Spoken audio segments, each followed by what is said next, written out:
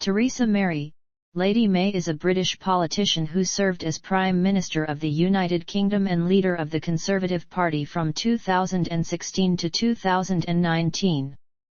She served as Home Secretary from 2010 to 2016 in the Cameron government and has been Member of Parliament for Maidenhead in Berkshire since 1997. Ideologically, May identifies herself as a one-nation conservative. May grew up in Oxfordshire and attended St Hugh's College, Oxford. After graduating in 1977, she worked at the Bank of England and the Association for Payment Clearing Services. She also served as a councillor for Durnsford in Merton. After two unsuccessful attempts to be elected to the House of Commons, she was elected as the MP for Maidenhead in 1997. From 1999 to 2010, May held several roles in shadow cabinets. She was also chairman of the Conservative Party from 2002 to 2003. Following the formation of the coalition government after the 2010 general election, May was appointed Home Secretary and Minister for Women and Equalities but gave up the latter role in 2012. Reappointed after the Conservative success in the 2015 general election, she became the longest-serving Home Secretary in over 60 years. During her tenure she pursued reform of the Police Federation, implemented a harder line on drugs policy including the banning of khat and brought in additional restrictions on immigration. She also oversaw the introduction of elected police and crime commissioners, the deportation of Abu Qatada and the creation of the College of Policing and the National Crime Agency. In July 2016, after David Cameron resigned, May was elected Conservative Party leader and became the UK's second female Prime Minister after Margaret Thatcher. She is the first woman to hold two of the great offices of state, the second being Liz Truss. She began the process of withdrawing the UK from the European Union, triggering Article 50 in March 2017. The following month, she announced a snap general election, with the aims of strengthening her hand in Brexit negotiations and highlighting her strong and stable leadership. This resulted in a hung parliament in which the number of Conservative seats had fallen from 330 to 317. Despite the party winning its highest vote share since 1983. The loss of an overall majority prompted her to enter a confidence and supply arrangement with the Democratic Unionist Party of Northern Ireland to support a minority government. May survived a vote of no confidence from Conservative MPs in December 2018 and a vote of no confidence tabled by opposition leader Jeremy Corbyn in January 2019. As Prime Minister, May carried out the Brexit negotiations with the European Union, adhering to the Chequers Agreement, which resulted in the Brexit Withdrawal Agreement. She also oversaw a £20 billion increase in funding to the National Health Service through the NHS Long-Term Plan, established the first-ever race disparity audit and launched a 25-year environment plan, amending the Climate Change Act 2008 to end the UK's contribution to global warming by 2050. Unemployment in the United Kingdom fell to record lows, the lowest jobless rate since 1975. After versions of her draft withdrawal agreement were rejected by Parliament 3 times, she resigned and was succeeded by Boris Johnson, her former Foreign Secretary. She remains in the House of Commons as a backbencher. Early life, family, and education. Theresa May was born on October 1, 1956 in Eastbourne, Sussex. May is the only child of Zadie Mary and Hubert Brazier. Her father was a Church of England clergyman who was chaplain of an Eastbourne hospital. He later became vicar of Enstone with Heathrow and finally of St Mary's at Wheatley, to the east of Oxford. May's mother was a supporter of the Conservative Party. Her father died in 1981, from injuries sustained in a car accident, and her mother of multiple sclerosis the following year. May later stated she was sorry they never saw me elected as a Member of Parliament. May initially attended Heathrow Primary School, a state school in Heathrow, followed by St. Juliana's Convent School for Girls, a Roman Catholic independent school in Begbroke, which closed in 1984. At the age of 13, she won a place at the former Holton Park Girls' Grammar School, a state school in Wheatley. During her time as a pupil, the Oxfordshire education system was reorganised, and the school became the new Wheatley Park Comprehensive School. May attended the University of Oxford, read geography at St. Hugh's College, and graduated with a second-class BA degree in 1977. She worked at a bakery on Saturdays to earn pocket money and was a tall, fashion-conscious young woman who from an early age spoke of her ambition to be the first woman Prime Minister, according to those who knew her.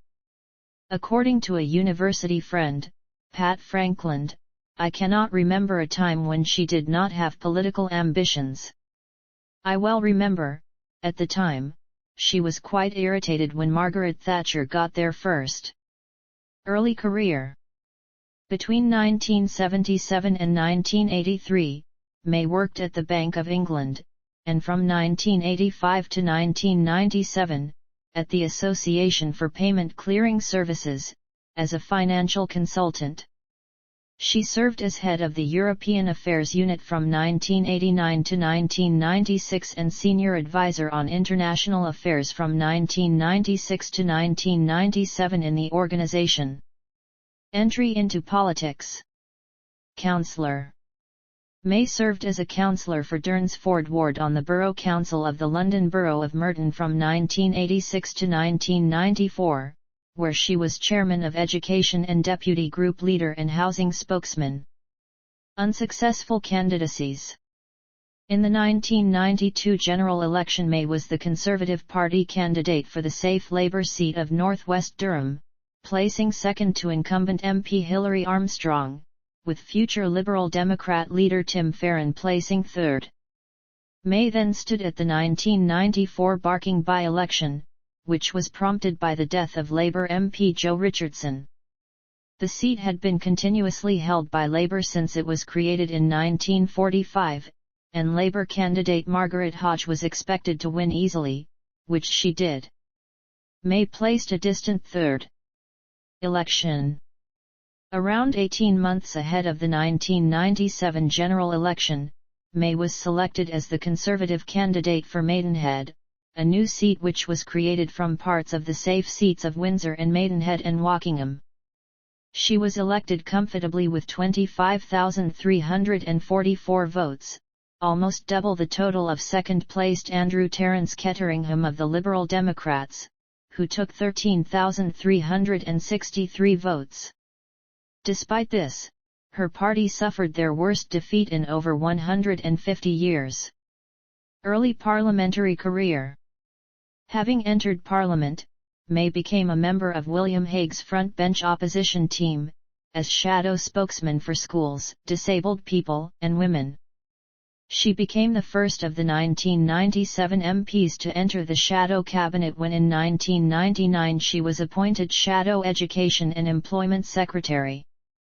After the 2001 election, the new Conservative leader Ian Duncan Smith kept her in the shadow cabinet, moving her to the transport portfolio. May was appointed the first female chairman of the Conservative Party in July 2002. During her speech at the 2002 Conservative Party conference, she explained why, in her view, her party must change.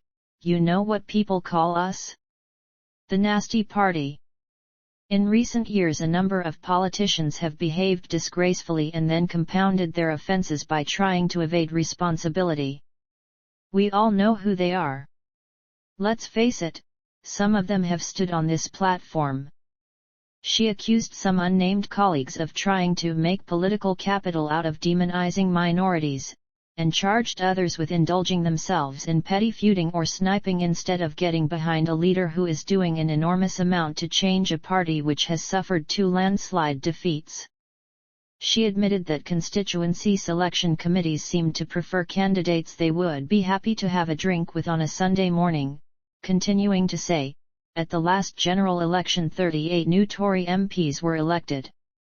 Of that total, only one was a woman and none was from an ethnic minority. Is that fair?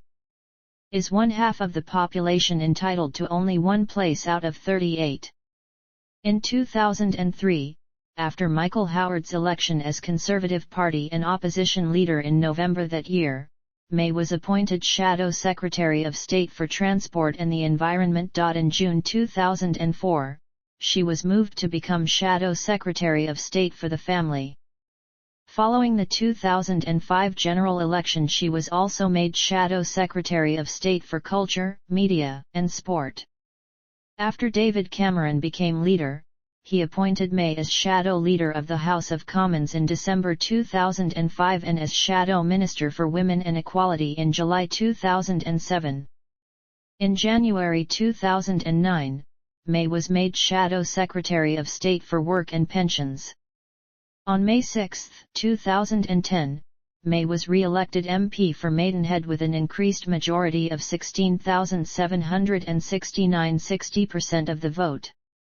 This followed an earlier failed attempt by the Liberal Democrats to unseat her in 2005, as one of that party's leading decapitation strategy targets. Home Secretary. On May 12, 2010, when May was appointed Home Secretary and Minister for Women and Equalities by Prime Minister David Cameron as part of his first cabinet, she became the fourth woman to hold one of the British great offices of state, after Margaret Thatcher, Margaret Beckett, and Jackie Smith. As Home Secretary, May was also a member of the National Security Council. She was the longest-serving Home Secretary for over 60 years, since James Shooter Ada, who served over 6 years and 2 months from August 1945 to October 1951.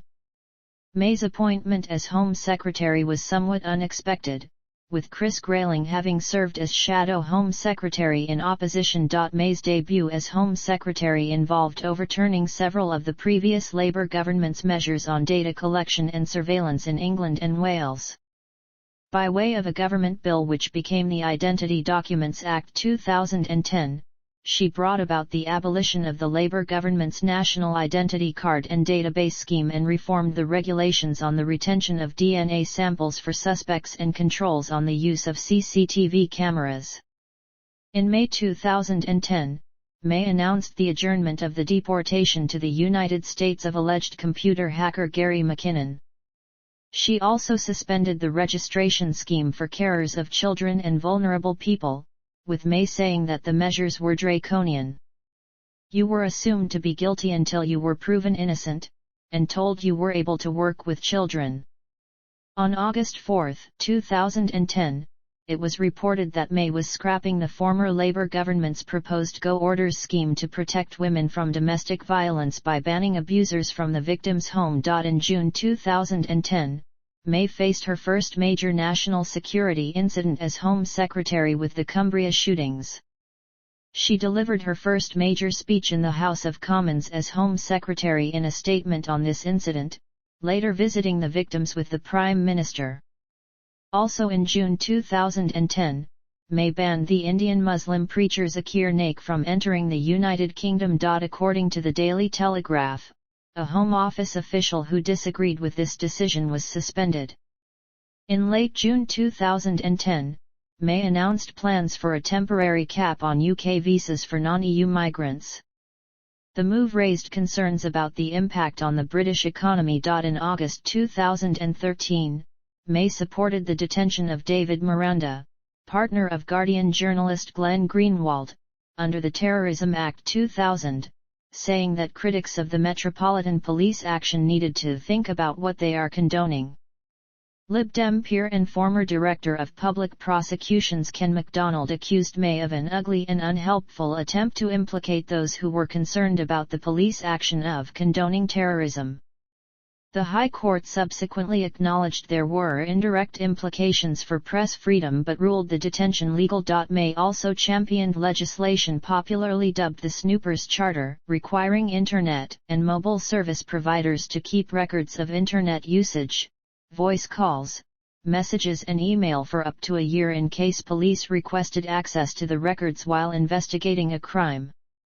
The Liberal Democrats had blocked the first attempt, but after the Conservative Party obtained a majority in the 2015 general election, May announced a new draft investigatory powers bill similar to the draft communications data bill, although with more limited powers and additional oversight. Police and crime. Speaking at the Association of Chief Police Officers Conference in June 2010, May announced radical cuts to the Home Office budget, likely to lead to a reduction in police numbers.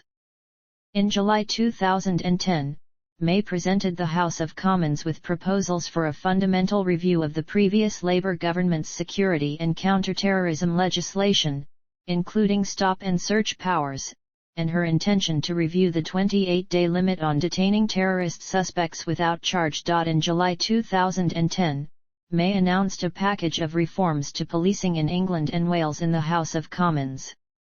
The previous Labour government's Central Crime Agency, SOCA, was to be replaced by a new National Crime Agency. In common with the Conservative Party 2010 general election manifesto's flagship proposal for a big society based on voluntary action, May also proposed increasing the role of civilian reservists for crime control.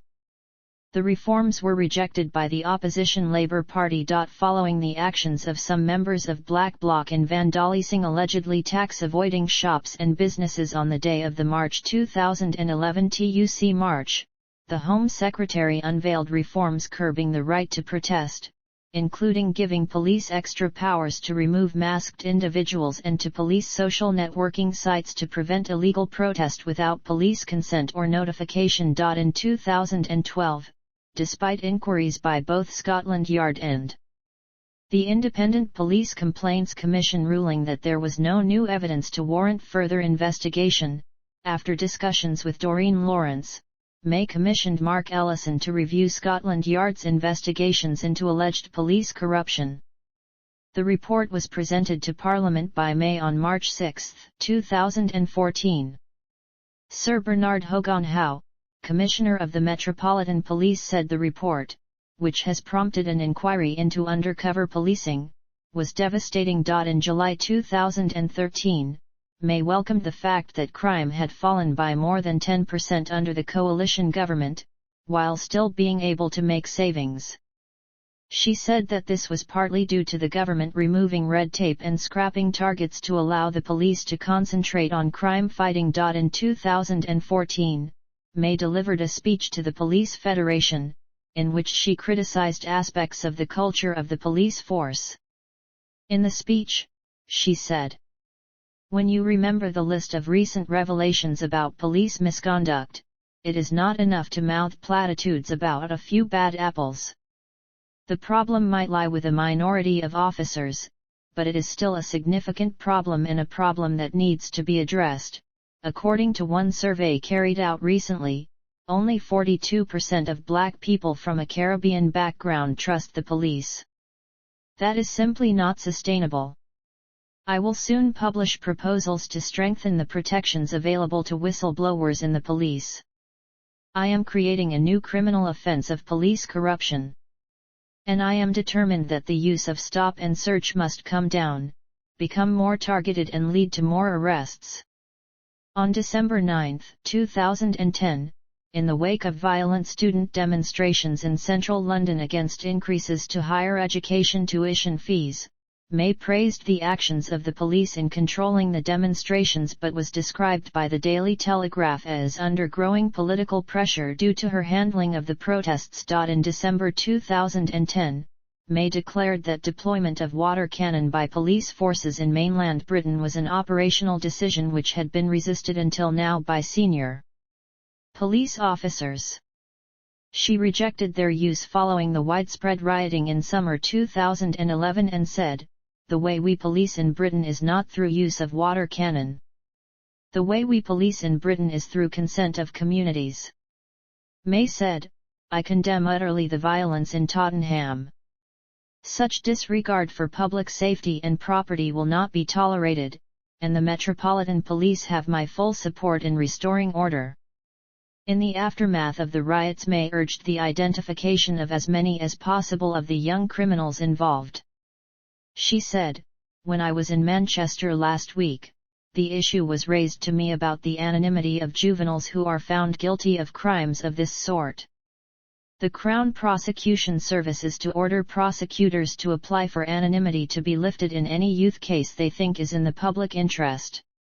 The law currently protects the identity of any suspect under the age of 18, even if they are convicted, but it also allows for an application to have such restrictions lifted, if deemed appropriate."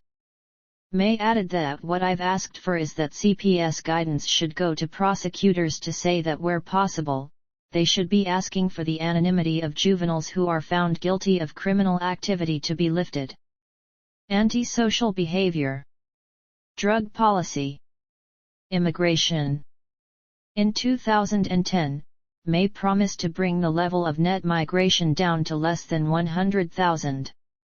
The Independent reported in February 2015, the Office for National Statistics announced a net flow of 298,000 migrants to the UK in the 12 months to September 2014, up from 210,000 in the previous year.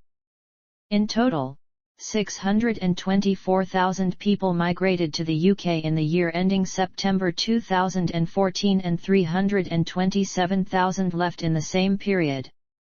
Statistics showed significant increases in migration among both non-EU citizens, up 49,000 to 292,000, and EU citizens, which rose by 43,000 to 251,000. In May 2012 she told the Daily Telegraph of her intention to create here in Britain a really hostile environment for illegal migration. May rejected the European Union's proposal of compulsory refugee quotas. She said that it was important to help people living in war-zone regions and refugee camps, but not the ones who are strong and rich enough to come to Europe. In May 2016, the Daily Telegraph reported that she had tried to save £4 million by rejecting an intelligence project to use aircraft surveillance to detect illegal immigrant boats. Family migration. Deportation decisions. Abu Qatada deportation. Go home advertisements. Passport backlog. Windrush scandal. Birmingham schools row. In June 2014, an inflamed public argument arose between Home Office and Education ministers about responsibility for alleged extremism in Birmingham schools.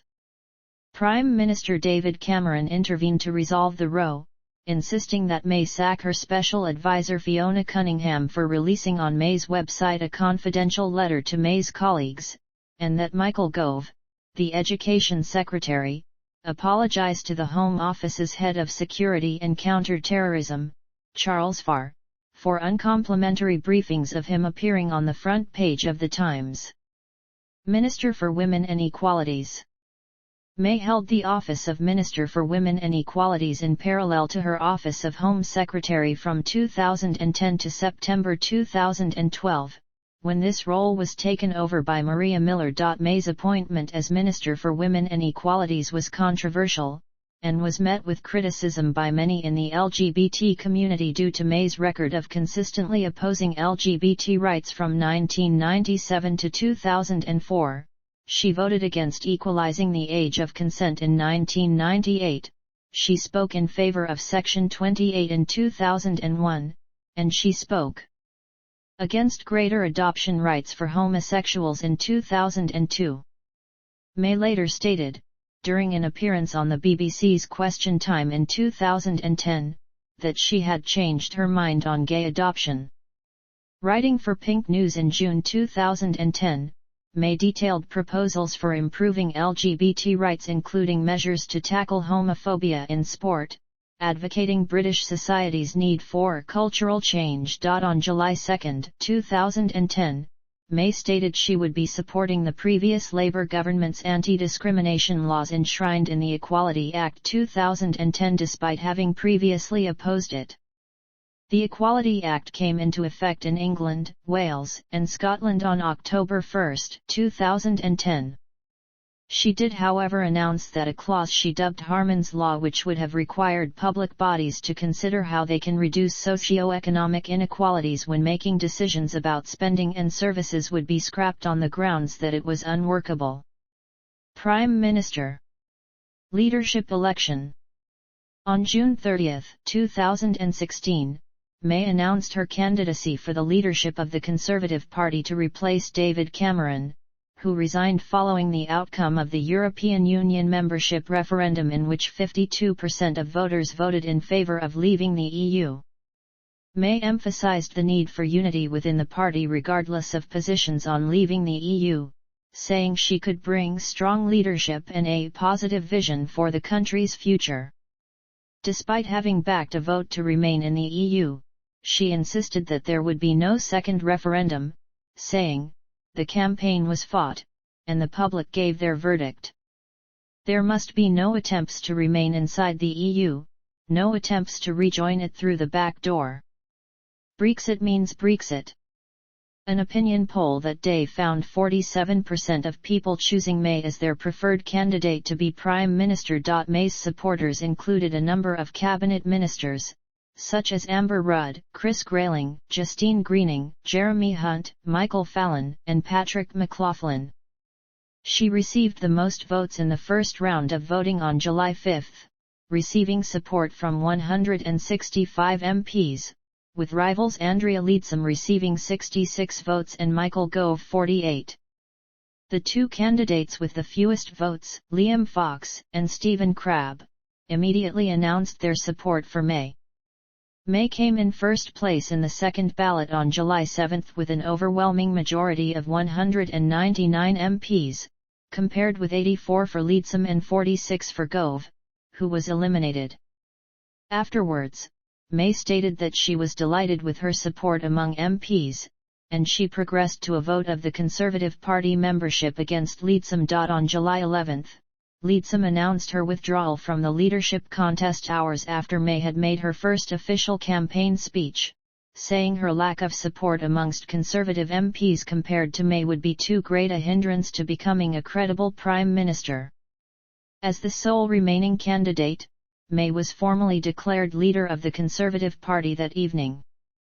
Appointment. On July 13, 2016, 2 days after becoming leader of the Conservative Party, May was appointed Prime Minister by Queen Elizabeth II, becoming only the second female British Prime Minister after Margaret Thatcher. Addressing the world's media outside 10 Downing Street, May said that she was honoured and humbled to become Prime Minister.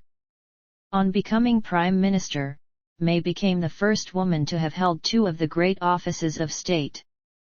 Responding to some calls for an early general election, sources close to Ms. May said there was no need for such an election. In a speech after her appointment, May emphasized the term unionist in the name of the Conservative Party, reminding all of the precious bond between England, Scotland, Wales, and Northern Ireland. By July 15, May had travelled to Edinburgh to meet with First Minister Nicola Sturgeon to reinforce the bond between Scotland and the rest of the United Kingdom. "I'm coming here to show my commitment to preserving this special union that has endured for centuries," she explained. Cabinet changes. May's first cabinet appointment was described by Reuters as one of the most sweeping government reshuffles for decades, and called a brutal cull by the Daily Telegraph. 9 of Cameron's ministers, including several prominent members, were sacked or resigned from their posts. The early appointments were interpreted both as an effort to reunite the Conservative Party in the wake of the UK's vote to leave the EU and as a shift to the right, according to The Guardian. ITV's political editor Robert Peston commented, "Her rhetoric is more left-wing than Cameron's was. Her cabinet is more right-wing than his was." Although May had supported remaining in the EU, she appointed several of the most prominent advocates of Brexit to key cabinet positions responsible for negotiating the United Kingdom withdrawal from the European Union, including Boris Johnson as Foreign Secretary, David Davis as Brexit Secretary, and Liam Fox as International Trade Secretary, the latter two being new positions. Other key appointees included Amber Rudd as Home Secretary and Philip Hammond as Chancellor of the Exchequer. First term. The first May ministry delayed the final approval for the Hinkley Point C nuclear power station in July 2016, a project which May had objected to when she was Home Secretary. Her political advisor Nick Timothy wrote an article in 2015 to oppose China's involvement in sensitive sectors. He said that the government was selling our national security to China without rational concerns, and the government seems intent on ignoring the evidence and presumably the advice of the security and intelligence agencies. In July 2016, when George Kirivan asked her whether she would be prepared to authorize the killing of 100,000 innocent persons by a nuclear strike, during the Trident debate inside the House of Commons, May said yes. And I have to say to the honourable gentleman, the whole point of a deterrent is that our enemies need to know that we would be prepared to use it. Unlike some suggestions that we could have a nuclear deterrent but not actually be willing to use it, which come from the Labour Party front bench. On July 20, May attended her first Prime Minister's questions since taking office, then afterwards made her first overseas trip as Prime Minister, visiting Berlin for talks with German Chancellor Angela Merkel. During the visit, May said that she would not trigger Article 50 of the Treaty of Lisbon, the process for withdrawing from the European Union, before 2017, suggesting it would take time for the UK to negotiate a sensible and orderly departure from the EU.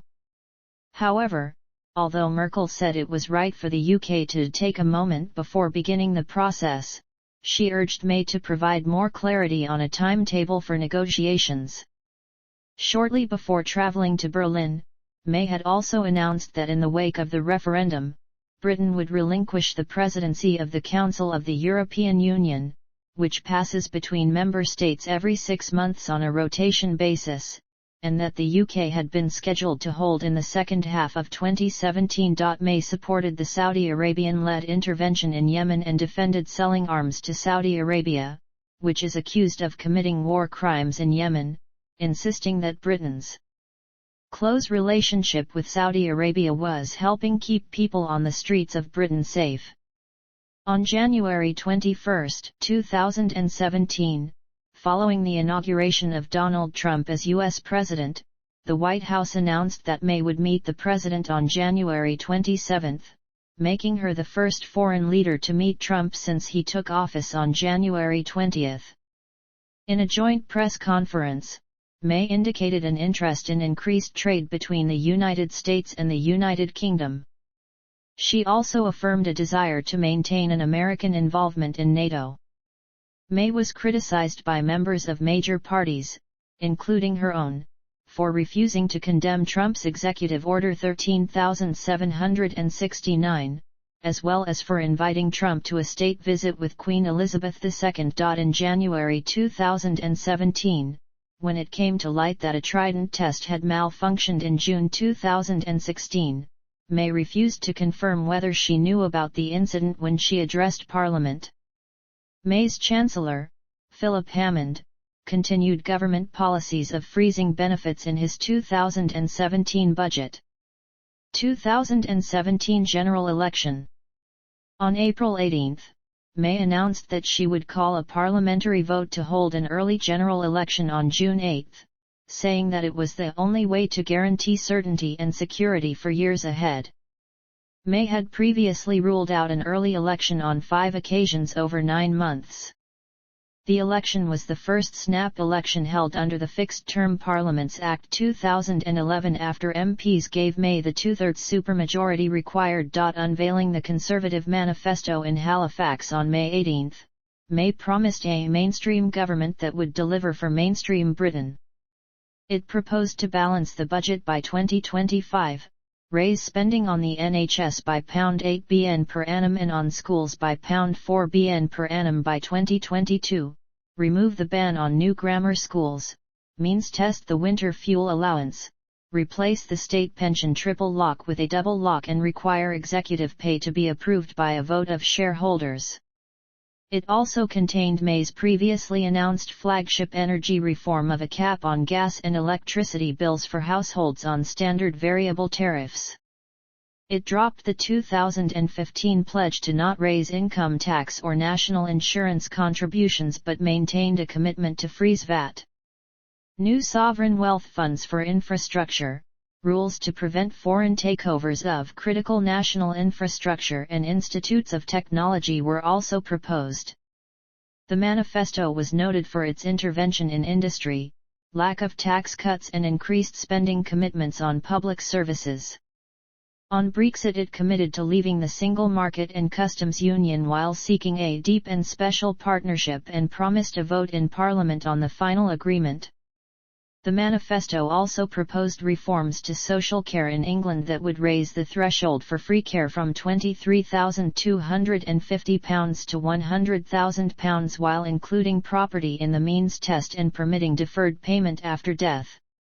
After attracting substantial media attention, 4 days after the manifesto launch, May stated that the proposed social care reforms would now include an absolute limit on costs in contrast to the rejection of a cap in the manifesto. She criticized the fake portrayal of the policy in recent days by Labour and other critics who had termed it a dementia tax.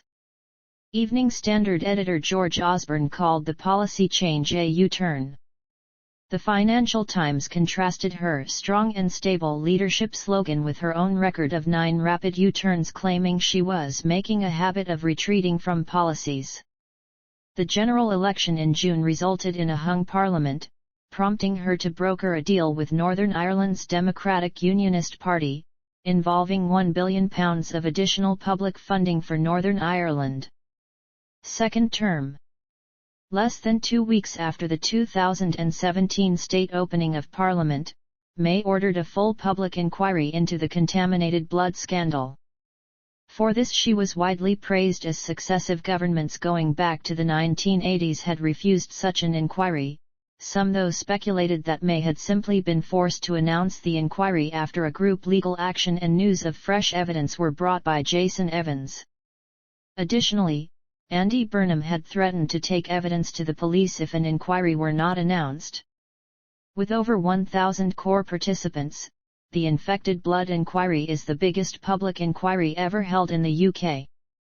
Myanmar, Russia, China. Assassination plot. Turkey.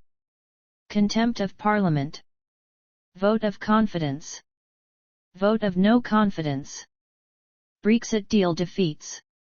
Resignation. Ministerial resignations. May's premiership had 51 resignations, with 33 relating to Brexit. These included 12 departures from the cabinet. The pace and number of resignations have been described as unprecedented by the Institute for Government, with resignations impacting the functioning of the government. In less than 3 years, May received more resignations than Thatcher or Blair. The Chief Whip Julian Smith described May's cabinet as exhibiting the worst cabinet ill-discipline in history. Public opinion. May had a high approval rating during her first week as Prime Minister. The results of an Ipsos Mori survey released in July 2016 indicated that 55% of those surveyed believed that May was a suitable PM, while only 23% believed that the Labour leader Jeremy Corbyn would make a good Prime Minister. A Comres poll taken in September 2016 after her election suggested May was seen as substantially more in touch with ordinary British people than her predecessor David Cameron, and a majority of voters saw her as the right person to unite the country. At the beginning of 2017, nearly 6 months after becoming Prime Minister, a Comres found May was the most popular UK politician with a net rating of +9, which was described as the longest honeymoon period enjoyed by any sitting Conservative Prime Minister since the end of the Second World War. The Conservative Party had a 21-point lead over Labour in a poll released the day before May announced a snap election, but this lead narrowed substantially. In mid-June, following the election, a YouGov poll showed that May's popularity had dropped to a rating of 34. In April 2018, May had a higher approval rating than Corbyn for the first time since the general election, leading him by 13 to 23. Plans to reform social care came to dominate the Conservative election campaign during the 2017 snap election, with some arguing it ultimately cost May her majority. May's promised Green Paper on the future of adult social care was plagued by frequent delays, ultimately never materializing during her premiership. A December 2019 poll by Learning Disabilities charity HFT found that 59% of social care providers in England believed that the situation in social care worsened under May's premiership, compared to just 3% who said it was slightly better. Political positions. May has identified herself with the One Nation Conservative position within her party. Since coming into prominence as a frontbench politician, May's public image has divided media opinion, especially from some in the traditionalist right-wing press. Commenting on May's debut as Home Secretary, Anne Perkins of The Guardian observed that she'll be nobody's stooge, while Christina O'Done of the Daily Telegraph predicted her to be the rising star of the coalition government. Allegra Stratton, then with The Guardian, praised May as showing managerial acumen. Describing her as a liberal conservative, The Financial Times characterized May as a non-ideological politician with a ruthless streak who gets on with the job, in doing so comparing her to German Chancellor Angela Merkel. Conversely, in The Independent, Rebecca Glover of the Policy Innovation Research Unit contrasted May to Boris Johnson, claiming that she was staunchly more conservative, more anti-immigration, and more isolationist than he was. During her leadership campaign, May said that we need an economy that works for everyone, pledging to crack down on executive pay by making shareholders' votes binding rather than advisory and to put workers onto company boards, policies that The Guardian describes as going further than the Labour Party's 2015 general election manifesto. After she became Prime Minister, May's first speech espoused the left, with the promise to combat the burning injustice in British society and to create a union between all of our citizens, and promising to be an advocate for the ordinary working class family and not for the affluent in the UK. The government I lead will be driven not by the interests of the privileged few but by yours. We will do everything we can to give you more control over your lives. When we take the big calls, we'll think not of the powerful, but you.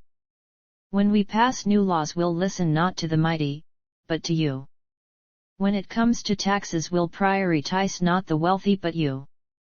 May has described herself as a personal supporter of fox hunting with hounds, saying that foxes' numbers had to be controlled and that hunting them with dogs was the most humane way to do it. The Conservative manifesto for the 2017 election included a pledge to hold a parliamentary vote to repeal the Hunting Act 2004, which prohibits a range of hunting activities. After the Conservatives' manifesto for the 2017 election was released, some people, including Fraser Nelson of The Spectator, called her a red Tory, saying that she had moved her party to the left in politics. Politico called her policies Mayism, saying that Mayism was a working-class conservatism openly critical of the cult of individualism and globalization. May praised the former Prime Minister Winston Churchill and has a portrait of Churchill on the wall of her study. May's spokesman said, "The Prime Minister has quoted and referenced Sir Winston Churchill on many occasions and acknowledged him as one of the great Prime Ministers of the 20th century." May welcomed the arrest of WikiLeaks founder Julian Assange, saying that no one is above the law. Assange had fled to the Ecuadorian embassy in London in 2012 after being accused of sexual assault in Sweden. He is also wanted by the US for conspiracy to commit computer intrusion relating to the WikiLeaks release of classified material in 2010, including footage of US soldiers killing civilians in Iraq. Foreign policy. In 2003, May voted to approve the invasion of Iraq and in 2013 voted in favor of British military intervention in the Syrian civil war. The May ministry delayed the final approval for the Hinkley Point C nuclear power station in July 2016, a project which May had objected to when she was Home Secretary. Her political advisor Nick Timothy wrote an article in 2015 to oppose People's Republic of China's involvement in sensitive sectors. He said that the government was selling our national security to China without rational concerns, and the government seems intent on ignoring the evidence and presumably the advice of the security and intelligence agencies.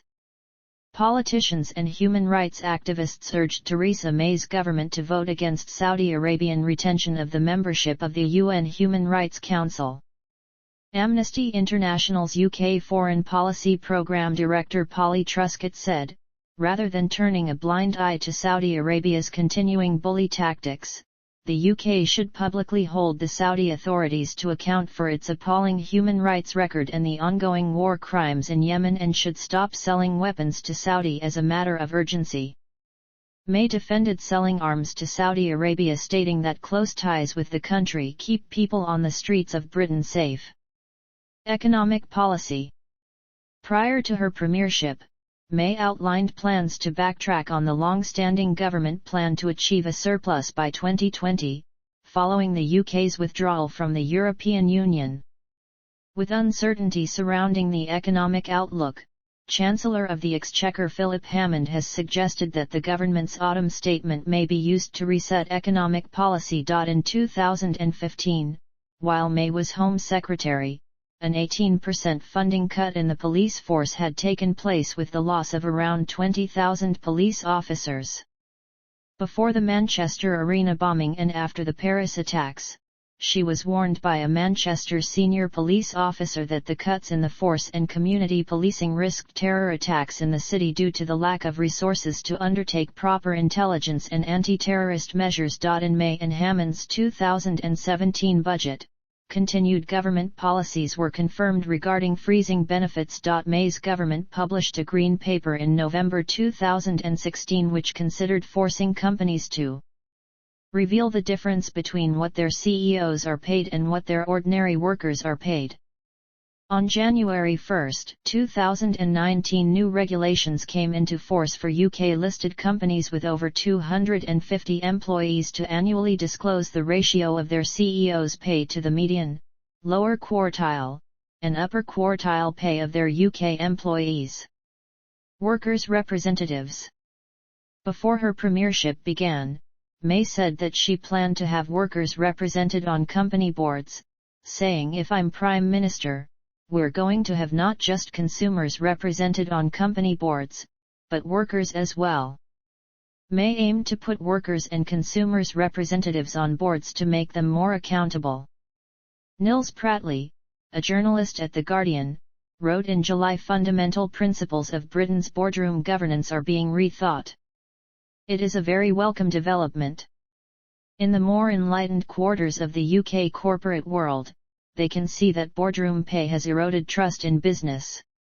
Workers' representatives, it appeared, would have made UK companies more like those in Germany and France. May was accused of backtracking in November 2016 when she said that firms would not be forced to adopt the proposal, saying there are a number of ways in which that can be achieved. Environment.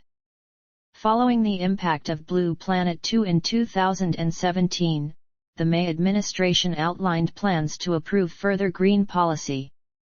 A particular focus has been on plastic and its impact on the environment. In March 2018, May announced plans for a plastic deposit scheme modeled on a similar policy in Norway to boost recycling. EU and Brexit. May publicly stated her support for the UK remaining in the EU during the 2016 referendum campaign, but did not campaign extensively in the referendum and criticised aspects of the EU in a speech. It was speculated by political journalists that May had sought to minimise her involvement in the debate to strengthen her position as a future candidate for the Conservative Party leadership. Some in David Cameron's ministry likened May to a submarine on the issue of Brexit due to her perceived indifference towards the referendum and the EU. In a leaked recording prior to the Brexit referendum, May said, "I think the economic arguments are clear. I think being part of a 500 million trading bloc is significant for us. I think, as I was saying to you a little earlier, that one of the issues is that a lot of people will invest here in the UK because it is the UK in Europe. If we were not in Europe, I think there would be firms and companies who would be looking to say, do they need to develop a mainland Europe presence rather than a UK presence? So I think there are definite benefits for us in economic terms.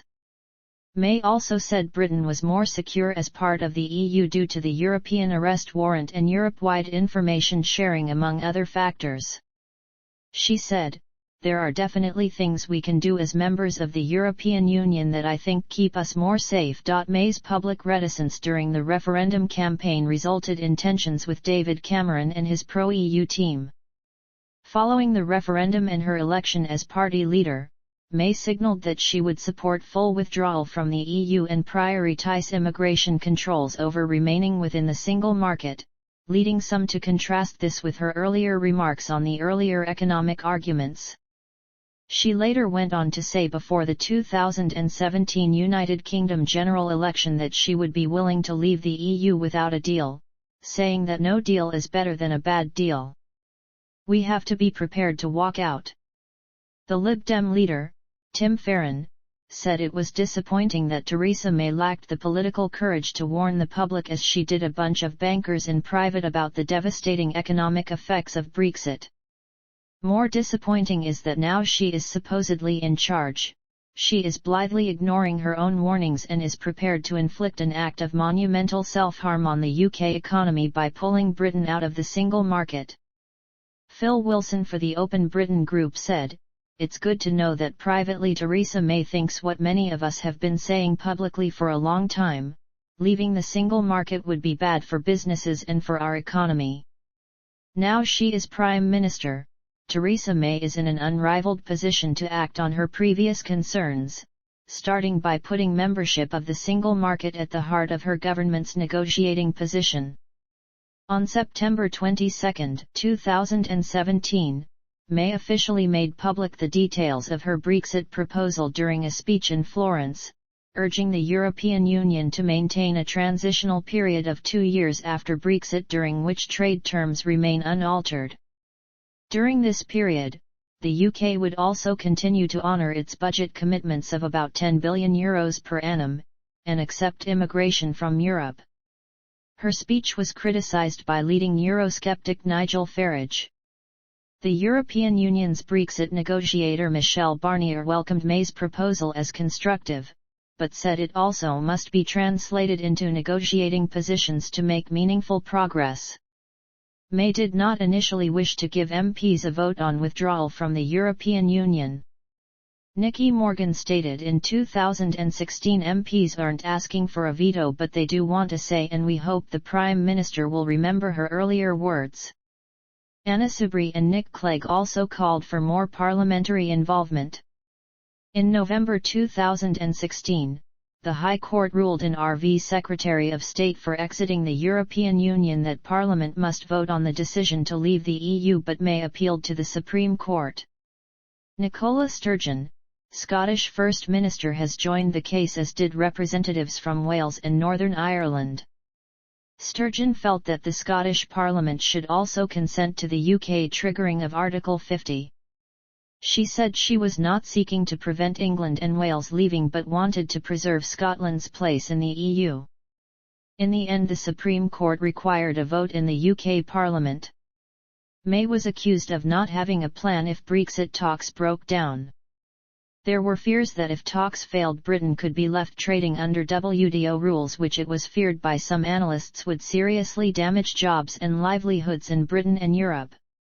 May's ministers repeatedly promised to walk away from a bad final deal but, it was argued by some commentators, had no plans for how to manage without a deal. Yvonne Rogers described May's Brexit strategy as an accident waiting to happen. He said completing Brexit was guaranteed to take a decade and alleged May's hopes of a trade deal made to order meant that instability in the next few months was quite likely. In late October 2018, the National Audit Office claimed that it was already too late to prepare the necessary Irish border security checks in the event of a no-deal scenario, a weakness that could be exploited by criminals. On February 5, 2019, May gave a speech to business leaders in Belfast to address Brexit, stating the United Kingdom's relationship with Ireland was closer than the 26 other members of the EU. She affirmed the government's absolute commitment to the Good Friday Agreement and stated that Britain would seek to have no hard border in Northern Ireland. It was reported in 2020 that former MI6 operative Christopher Steele accused May, while Boris Johnson was Foreign Secretary, of ignoring claims that Russia may have secretly funded Brexit. Steele accuses May's government of selling British interests short by not taking matters further. In this case, political considerations seem to outweigh national security interests. If so, in my view, HMG made a serious mistake in balancing matters of strategic importance to our country. In July 2020, the Intelligence and Security Committee report on Russia was released. It stated that the British government and intelligence agencies failed to conduct any assessment of Russian attempts to interfere with the 2016 Brexit referendum. It stated the government had not seen or sought evidence of successful interference in UK democratic processes. Stuart Hosey, SNP member, said the report reveals that no one in government knew if Russia interfered in or sought to influence the referendum because they did not want to know. However, the report stated no firm conclusion could be ascertained on whether the Kremlin had or had not successfully interfered in the referendum. Feminism. In 2005, May co-founded the mentoring and pressure group WOMEN2WIN. This group and May's personal efforts have been credited with increasing the number of Conservative women MPs and with supporting them. In government she lobbied for improvements to maternity leave, and as Home Secretary she acted on FGM and introduced a law on coercive control. However, she has been criticized for the financial cuts made by her government, which have been claimed to have had the greatest impact on poor and vulnerable women. Same-sex relationships. In 1998, May voted against lowering the age of consent for homosexual acts, and was absent for the vote on the repeal of Section 28 in 2003. In May 2012, however, May expressed support for the introduction of same-sex marriage by recording a video for the Out for Marriage campaign, in which she stated, "I believe if two people care for each other, if they love each other, if they want to commit to each other, then they should be able to get married and marriage should be for everyone." In May 2013, May voted in favor of the Marriage Bill, which legalized same-sex marriage in England and Wales. Post-premiership. After leaving 10 Downing Street, May took her place on the backbenches, remaining an MP to devote her full time to her constituency of Maidenhead, Berkshire. In the 2019 general election she was re-elected as the constituency's MP. On September 30, 2019, May divulged, at the Henley Literary Festival in Oxfordshire, that she was thinking about writing a book, saying, "It has been suggested to me that people involved in significant events should write about them so historians can look back and see what those who were at the center of events were thinking, why they took decisions and so forth." When interviewed, she admitted that she had not read her predecessor David Cameron's memoir for the record. She also said she had no regrets over her political career. In May 2020, May criticized the chief advisor to the Prime Minister Dominic Cummings when he broke lockdown rules during the COVID-19 pandemic. She abstained in the vote on the second lockdown in Parliament. May has been mentioned as a possible candidate to replace NATO Secretary-General Jens Stoltenberg following his expected retirement in 2023. In June 2021, British Secretary of State for Defence Ben Wallace expressed support for a potential May candidacy, saying she would be an excellent candidate. On July 13, 2021, May was one of 24 Conservative MPs who voted against their party, defying the whip for the first time in 24 years, over the government's proposal to cut its foreign aid budget. She criticized the government, saying in an address to Parliament, "We made a promise to the poorest people in the world. The government have broken that promise." May was critical of Boris Johnson after the publication of the summary of the Sue Gray report, stating either my right honourable friend had not read the rules or didn't understand what they meant and others around him, or they didn't think the rules applied to number 10. Which was it? On March 16, 2022, Russia banned May from visiting the country over the war in Ukraine. Personal life.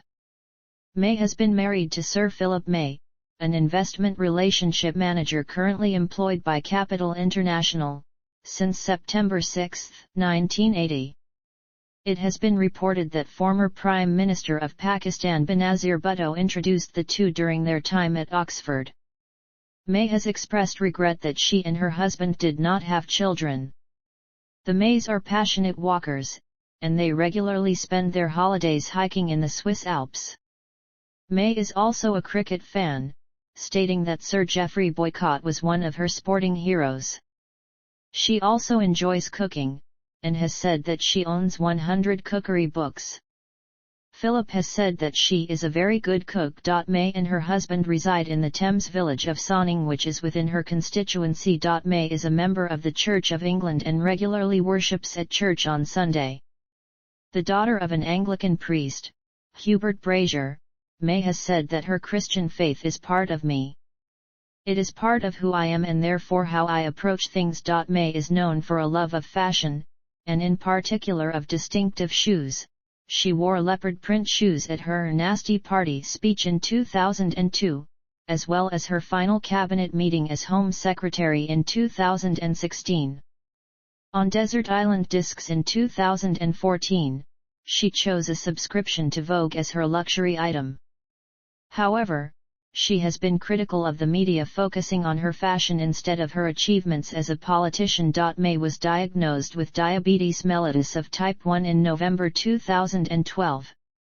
She is treated with daily insulin injections. Following her husband's knighthood in the 2019 Dissolution Honours, she has been entitled to be styled as Lady May.